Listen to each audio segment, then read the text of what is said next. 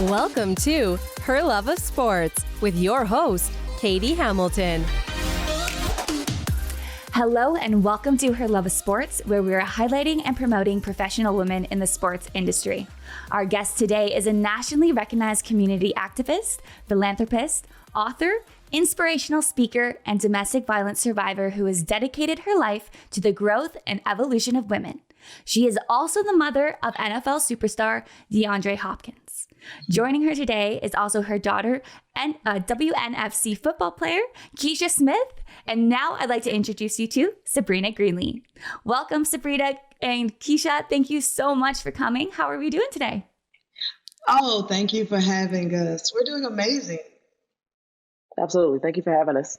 Thank you. I'm so excited to hear about your whole story. So Sabrina, why don't we kind of start off? What's your story and your journey? Well, I'm definitely a domestic violence survivor. I've overcome many, many obstacles. I've had a few episodes of domestic violence with various relationships, but I think the one that most stands out is my attack. I was brutally assaulted in 2002, leaving 17% of my body burned. Was in a coma for a month, and I came home totally blind to 4 children, which was devastating, I would say.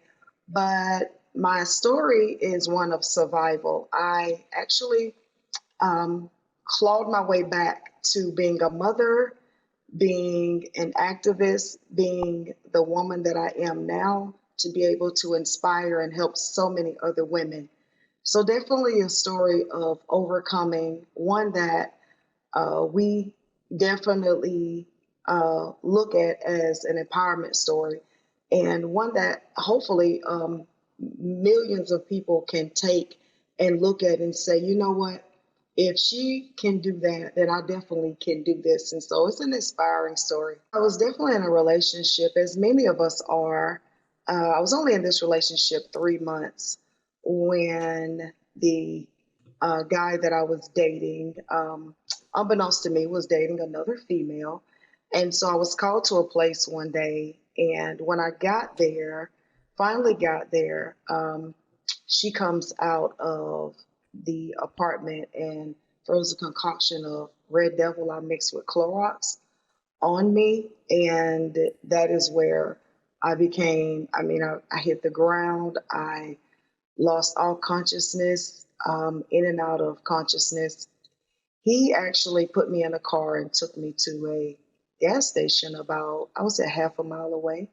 And that is when the EMS and everybody, they airlifted me to Augusta Burn Center. I was there for a month in a coma. And that is when my journey of healing began, of trying to just get myself back to, life itself, and things that everything that was normal and that was, my life as it was, became absolutely, honestly abnormal. And I actually was in so much pain, so much agony, that I became suicidal. I became really depressed. And so, that's the part that most people just kind of overlook and don't talk about. But I actually still deal with depression and anxiety. It's an everyday battle, even 20 years later. So coming up July 20th will be 20 years from the date that I was assaulted, actually. Wow, that's unbelievable. How long did it take for your recovery? As you said, you're still recovering, but how long was that initial recovery from once you were in the coma to being able to be released from the hospital? About a month. It was about a month. I was actually in a lot of therapy after the assault, after I came home. So I would say a total of 3 years just really getting back to things being normal. What changed for you? When did you find that you were going to take this situation that you had and change it and help change other people's lives and build the career that you have with your organizations, your companies? When did that change for you? It changed when there was no one particular episode. I think I just really realized that my four children was worth getting up and getting out of the bed and fighting for. So I began this journey of healing and forgiveness. That was that was the main thing of just understanding that I needed to get up and forgive the people that had assaulted me, forgive myself for this journey that I had been on, because I began to understand and take accountability of how I got to this place in the beginning. And when I began to take accountability, and it just wasn't everybody's fault except for mine, my healing began. Wow. And you said when the incident happened, you had four young children at home. One with us, your daughter's here, and then your other son is in the NFL, and then you have two. How old were they around when this occurred? So Keisha, the one that's here with me now, is 14. My other son was 13. DeAndre was 10. And my little baby, Shantara, was 4 at the time. Wow. Wow. What was it like for them going through this, having their mother have this tragic thing happen to her? What was it like? I'll let Keisha tell you how she dealt with it. I mean, well, obviously, being the oldest, I had to take on the most responsibility. So I had to grow up really fast. And even at the age of 14, it wasn't legal, but I had to learn to drive, and it was just one of those things of stepping into that role of taking care of my siblings and my mom. So, and it's all while going to school and still playing sports full time. So it was tough, but, I knew it was something that we had to do. And so I stepped up into that role. Wow. Sorry, I'm just taking it in. So there was we all are talking about, I'd love to hear more about your story, but we'll just skip to this one. Is your son, we've said, is DeAndre Hopkins. He's a wide receiver for the Arizona Cardinals, drafted in 2013 by the Houston Texans. And there's a cover story, The Unbreakable Bond, and it has a line that reads, "She can't see her son, but she knows he's there." This line comes after description of you in attendance at one of DeAndre's NFL games and explaining he is always the last player to come out of the tunnel. I'd love to hear your story and experience of attending the football games. Well, I definitely go to the games, and I'm always in awe of just how he, makes the touchdowns, and then, of course, brings the ball to me. Sometimes, of course, that's when he scores. But I think the experience that I have, my daughter Keisha or my other daughter Shantara, is just, they make it really easy because they're always whispering in my ear. They're always telling me where he is on the field. And of course, when he's coming towards the end zone, they're like, okay, he's coming. So I think just the transition of, the guys coming out on the field, them talking to me, the commentator over the intercom. It's just an experience of just everything overall. But I think, like I said, my daughters make it real easy for me to captivate that experience every single time. It's just, I'm in awe of knowing how much, they talk to me and how much, it seems like I know everything that's going on. So there's not a dull moment. Everything is really exciting. Wow.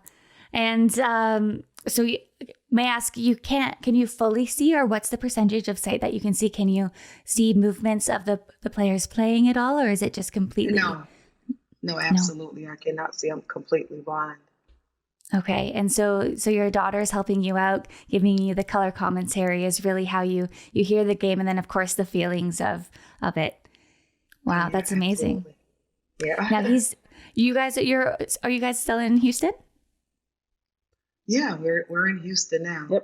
Yep. We both live in Houston now. Wow, amazing. And Keisha, you're a wide receiver for a women's football team. Kind of tell me about your journey and how you started. Well, I actually moved to Houston about 8 years ago. and one of my former college teammates, she was playing and she posted it on Facebook, and I was like, I never knew that women's football existed. And I went and tried out for the team, and I've been playing literally for Houston teams ever since. And I do wear the number 10. I am a receiver, so it's a lot to live up to, obviously, but I get the job done. Do you and your brother ever play? Ever, when it's a family reunion kind of thing, grab the ball, go out on the field, do a little competition? No. Usually when we're around each other in our off season, we're trying to rest and just stay as healthy as possible. That's fair. Yeah. Right. And so how big is women's football down in the States? I mean, we're happy here in Canada. We do have some football teams, but it's not big. What's it like down there in the States for females playing football? Oh, it's growing. And especially these last few years, it's grown tremendously. The league that I'm in, the WNFC, we've actually acquired sponsorships with Adidas, Rydell, Bose, and obviously looking to get more, because we pay to play instead of getting paid. And so, all the players in the WNFC and even like the WFA and some of the other leagues, we literally do it because we love the game, but it's not for compensation yet. Hopefully, it comes at some point. But yeah, so, I mean, I know teams that have been around for 20 plus years, and a lot of people here in the States still don't even know that women's football exists. But like I said, it's growing, and we have, deals with TV networks and that type of thing. So hopefully. What would you? Sorry, continue. I'm sorry. Yeah, hopefully, like I said, it just continues to grow, and more people, and even players on the men's side support it more. I think that's huge too, right? Is to have that support. What would you say for young athletes that are interested in starting to play football? What advice would you give to them? Oh, well, first I'd say to their parents, let them, because the young kids, the girls, they're fearless. They want to play, and even for myself, in middle school, I had to play with the boys, and so. And I wanted to continue to play, but I was told no. So definitely what I'd say to them is, whether they, coaches or whoever says no, push for it. If that's what you really want to do, give it your all and go for it. I love that. So Sabrina, you have so much going on. You're a CEO, you're an author, you have your companies, your brands. I'd love to hear about it. Let's start with, you're the founder and CEO of Smooth. I'd love to hear more about it. Oh, Smooth is my baby. So we advocate against domestic violence. I have 3 chapters. I actually just found out that I could operate in the state of Arizona. I have one here in Texas and one in South Carolina. I have some amazing women. And so what we do is we take women and children that are coming out of shelters, agencies, organizations, and as they're transitioning out of the shelters and into their own dwelling, their own houses, we actually provide them with financial literacy, household supplies. We have given away cars. We paid up rent for 6 months. And so a lot of things, mentorship, counseling, everything that you could think of so when a woman makes the choice to get out of that domestic violence relationship, we want to equip her with everything that she needs to stay out. So it's a lot. Wow, that's amazing. How can people get involved to help? If people are interested to learn more, is it going to your website? Are there ways that the community can come and help? Yes, I'm glad you asked. So Smooth has a website. It is called Smooth with 3 O's, Inc.org. So that is smoothinc.org. That is the website. And on this website, you can go and volunteer if you're in one of those states that I mentioned, or you can actually just go and do a monetary contribution. We're always looking for brand sponsors, people that, want to volunteer to help with some of the events and programs. But mainly we need contributions. We're a nonprofit organization. And so we're always looking for monetary contributions to actually help with these women and children. So Wow, that's amazing work you're doing. Amazing. thank you. And you also, yes, of course. You also have a lot of other projects going on. I see. Is there a movie in the making coming up? There is. So Brunch Studios, a few years ago, decided to do a motion picture about my life. So right now, it's still in development due to the pandemic and everything. We just started back up development, and hopefully in 2023, we will be in production. So excited Wow. about that. Congratulations. Thank you. I look forward to seeing it. That's awesome. And then what kind of tell me some other stuff. I know you have quite a bit. I had it all in my head, but what are some other activities that you're working on or causes? I just landed an international book deal with HarperCollins, one of the major publishing companies in the world. I'm excited about that. The name of the book will be called Blind Faith, and I'm super excited about that.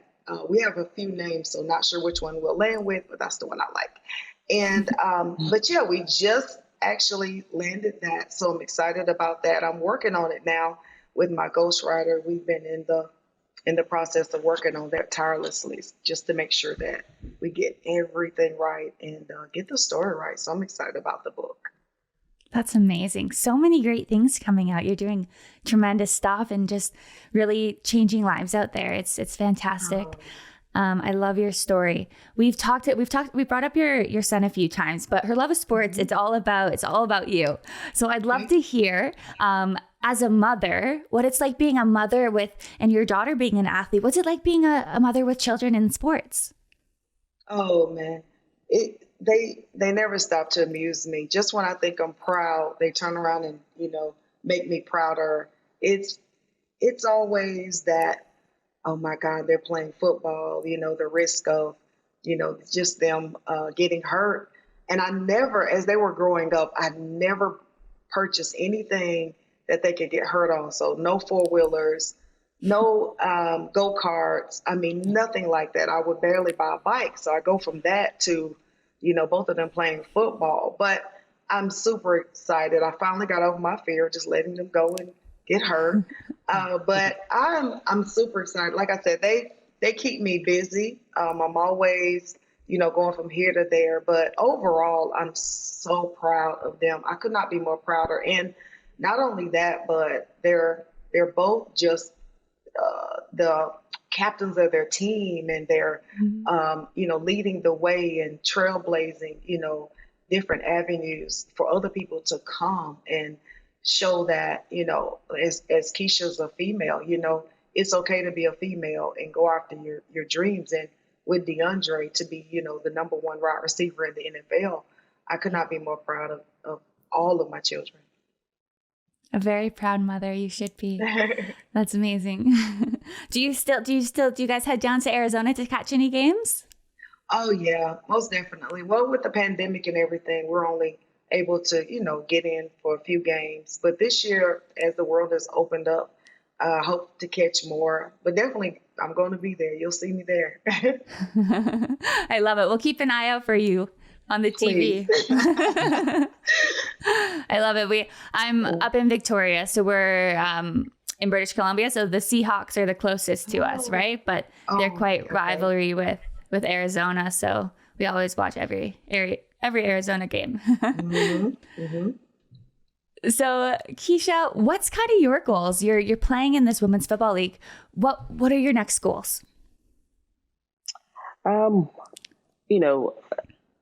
not much of a talker. I don't let a lot of people into my life, but I realize the platform that I have, and being related to Nuke. Well, the world calls him DeAndre, we call him Nuke, but being related to him, a lot of people, whether it's girls, even some little boys, they look up to me as a woman playing football, and and another thing, they expect me to be just as good as him, to know everything, just because because of the relation. But, I've taken on that role of, teaching, educating, and like she said, just paving the way for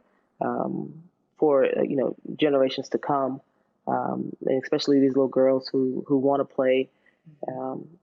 Just letting them know that you can do it. It is possible. We are playing, and even for the WNFC, like I'm coming up on retirement, but I know nobody wants me to retire, but it's about time. I don't. I am no. coming right. I am coming up on retirement, but even like for my teammates and being a captain, just leading them the right way so that when I am gone and I am just a fan, paying to come watch them play, they're doing things the right way and just, furthering the game. I admire that so much. And I think it's so great, like you said, to have these, young athletes everywhere, but having the girls especially have a role model like yourself to look up to and show that there are these opportunities to follow your dreams, to not say no, and to continue on, I think is very inspiring. Like for me, example, like I wouldn't know if women's football would even be, when I was younger, even be an opportunity, right? Because there's not much coverage on it, or we don't. It's just not as much as we hear about the NFL. So to hear your story is so inspirational, and I think will really change lives of people who and get female into football.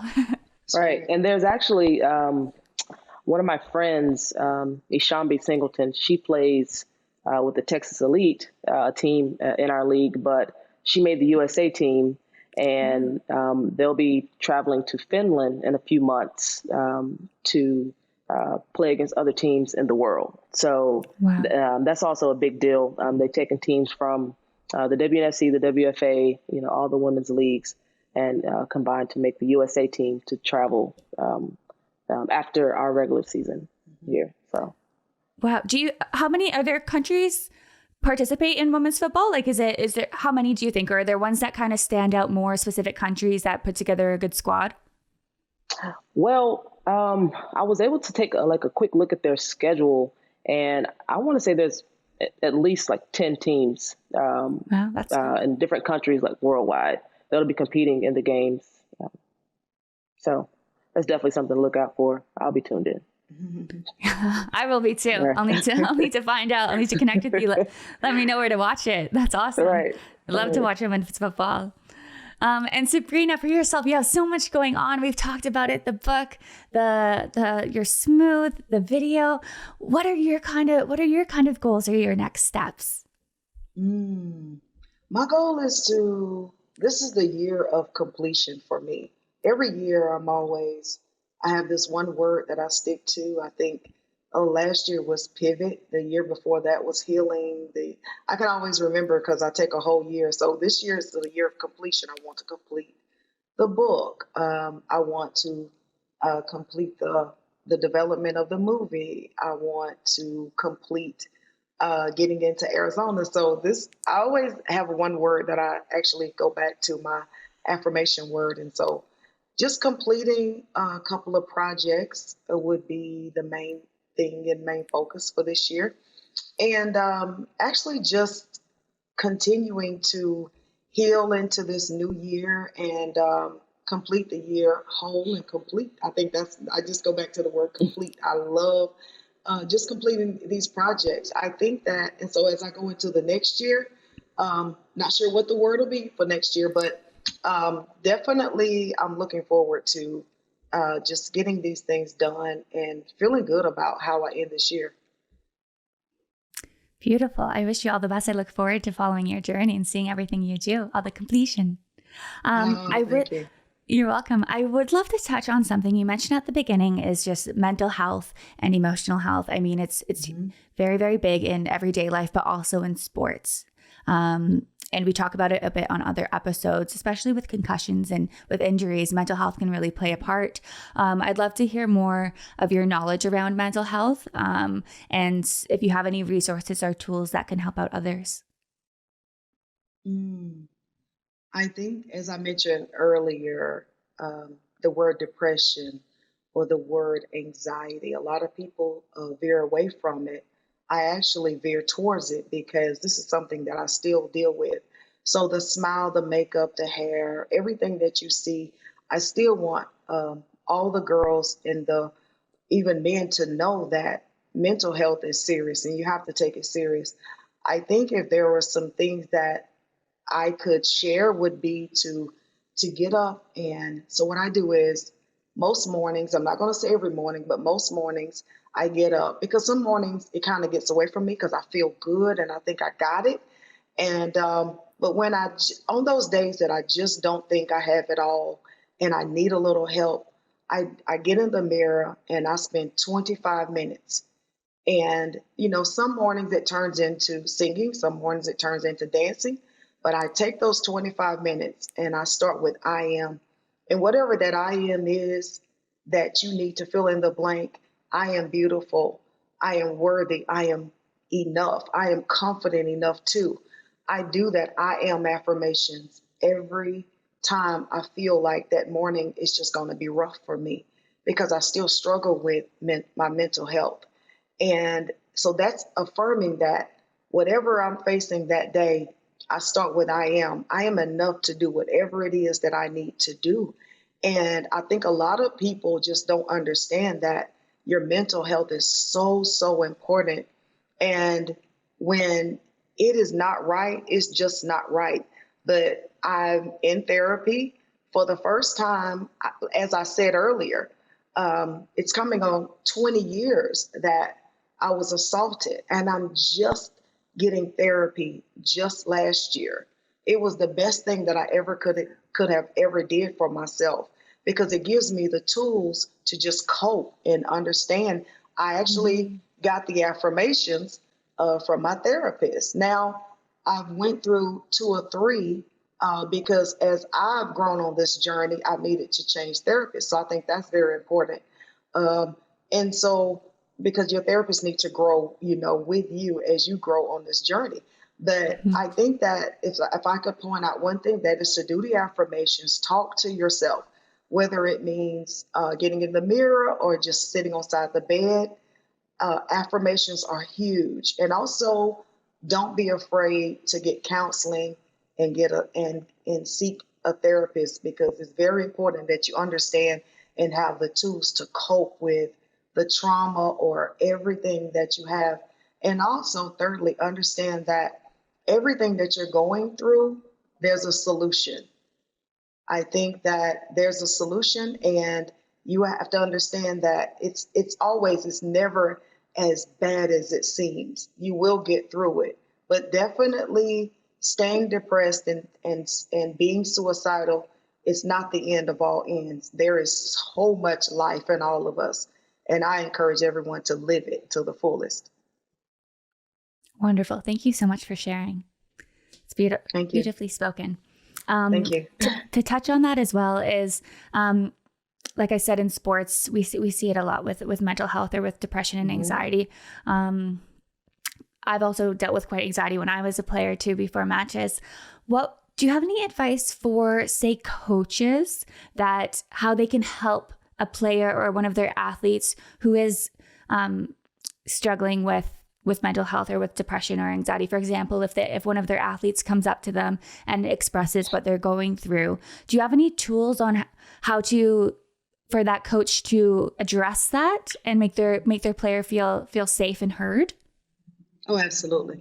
I think the first thing is not ignoring that player, because we all, as we go through, mental issues, we often feel isolated, abandoned, lonely anyway. So the first thing is to take that player and get a one-on-one session with them. You never want to talk in front of other players and, pull everybody into their world. You need to get into their world because if they got the courage up to come to you, they really, really need that help. And so the first thing that I would say as coaches is to take that player, talk to them.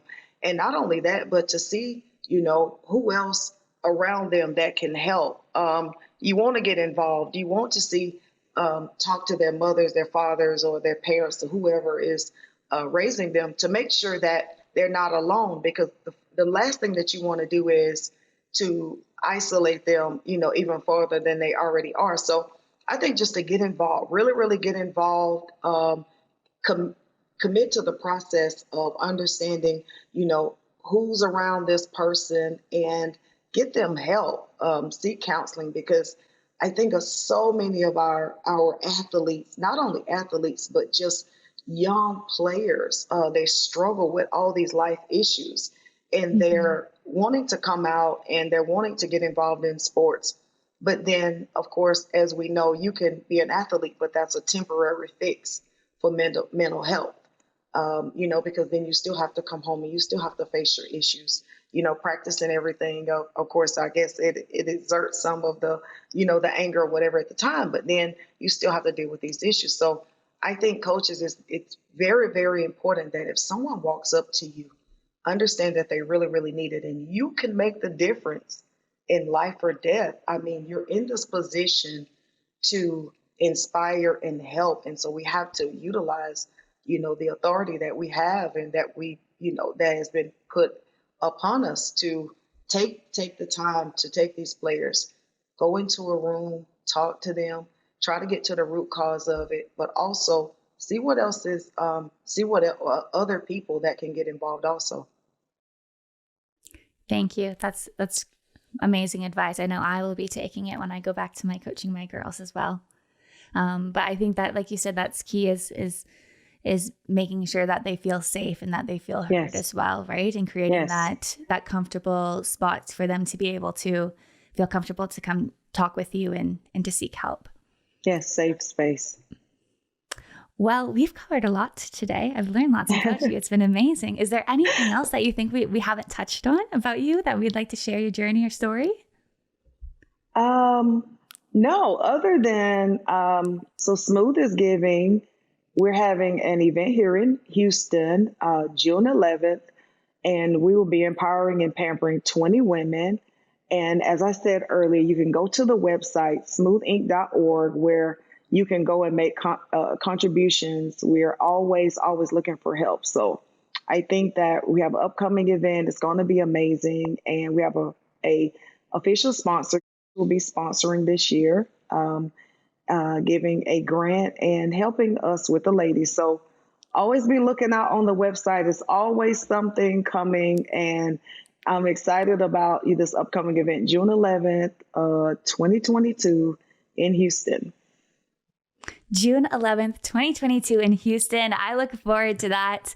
Thank you both so much, Sabrina and Keisha. Thank you so much for being on here today, sharing your stories.